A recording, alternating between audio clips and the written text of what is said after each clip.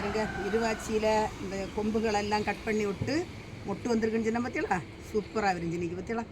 எவ்வளோ அழகாக நிற்கி பார்த்தீங்களா? இருவாச்சி நல்ல வாசமாக இருக்கும்.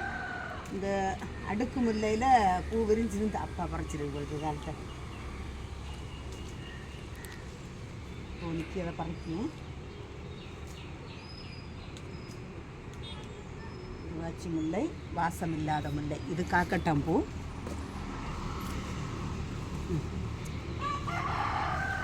வாசம் இல்லாத முல்லை. அடுத்தது இங்கே பாருங்க, இந்த மெக்சிகோம் பெட்டோனிக்கல். இது ரோஸ் கலரு. இதில் வந்து 5 பூ பூத்துருக்கு, 5 இல்லை 6 பூ பூத்துருக்கு.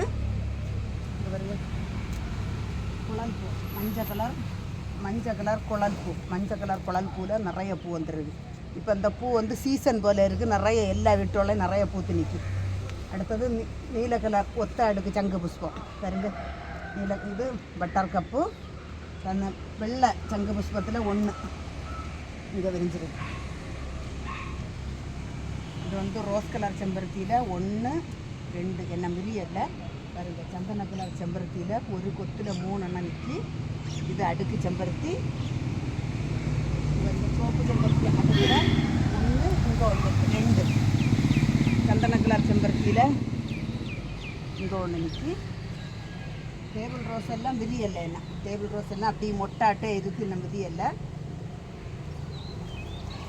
இந்த மெக்சிகோம் பெட்டோனிக்கல்ல இன்னைக்கு வெள்ளை கலரில் 4 பூ பூத்துருக்கு. இது வெள்ளை கலரில் 4. இதில் நிறைய வந்துருக்கு. நீல கலரில் 2 எண்ணம் விரிஞ்சிருக்கு. நீல கலரில் 2 எண்ணம் விரிஞ்சிருக்கு. சந்தன கலர் செம்பருத்தியில் இங்கேயும் 2 4 5 6 7 8 9 10 எண்ணம். இன்னைக்கு சந்தன கலர் செம்பருத்தியில் 10 பூ விரிஞ்சிருக்கு. பாருங்க மயில் மாணிக்கத்தை பாருங்க. மெரூன் கலர் இங்கே பாருங்க.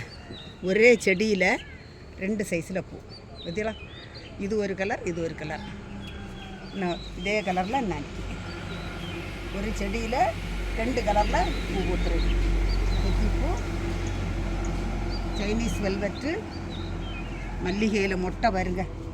இவ்வளவு மொட்டுன்னு பாருங்க. மல்லிகையில் துருன்னு இவ்வளவு மொட்டு பாருங்க. ஒரு பூசணி தை விதைகள் கொண்டு போட்ட வேஸ்ட்டு கொண்டு தட்டினதில் ஒரு பூசணி தை வளர்ந்து நிற்கி. இது பட்டர் கப்பு பூ. இவ்வளோ அழகாக சூப்பராக பூத்து நிற்கி. தெட்டிப்பூ.